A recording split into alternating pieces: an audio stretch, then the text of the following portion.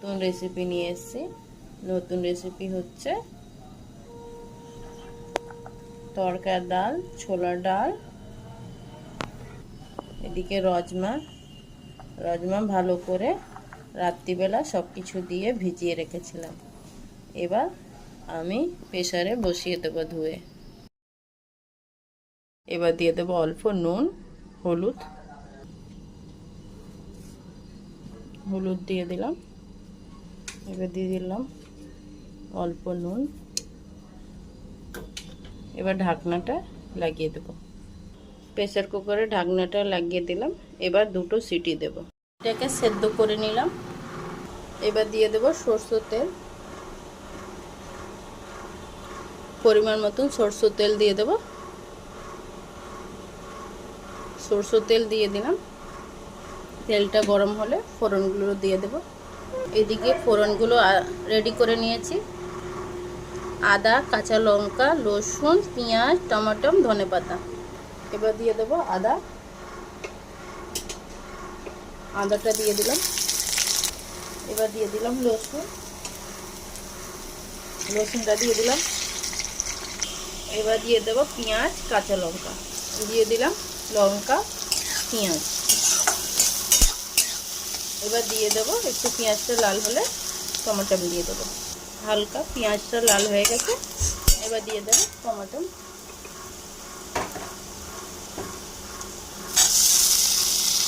এবার টমেটোটা দিয়ে দিলাম, ভালো করে কষিয়ে নেব পেঁয়াজের সাথে।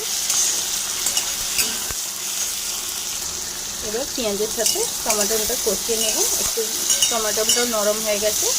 এবার দিয়ে দেবো স্বাদ অনুসার নুন।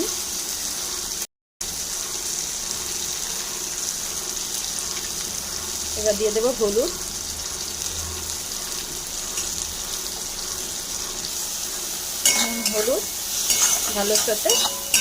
ভালো করে মিক্স করে নিলাম।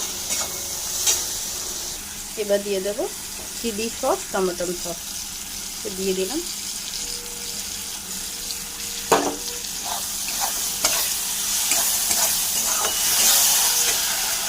এবার সব কিছু দিয়ে কষিয়ে নিলাম।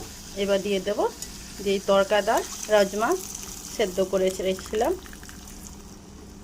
সেদ্ধ করা রাখাটা দিয়ে দিলাম। এবার ভালো করে নাড়িয়ে নেব। এবার হয়ে গেছে আমার তড়কা রান্না। এবার দিয়ে দেবো একটু গরম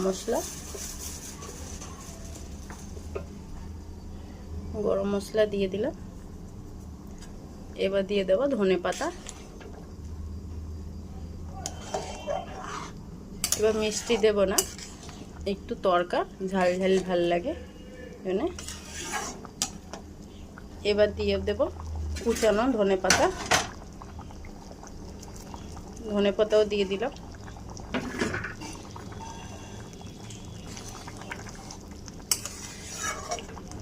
ডিম ছাড়া তড়কা করলাম। এইভাবে তড়কা রান্না করলে রুটির সাথে, পরোটার সাথে, লুচির সাথে, সব কিছুর সাথে খেতে ভালো লাগবে। এবার তড়কা রান্না হয়ে গেছে। এবার গ্যাস অফ করে দেব। ভিডিও ভালো লাগলে লাইক করবেন, সাবস্ক্রাইব করবেন, শেয়ার করবেন। টাটা। একটা বাটির মধ্যে ঢেলে নিলাম।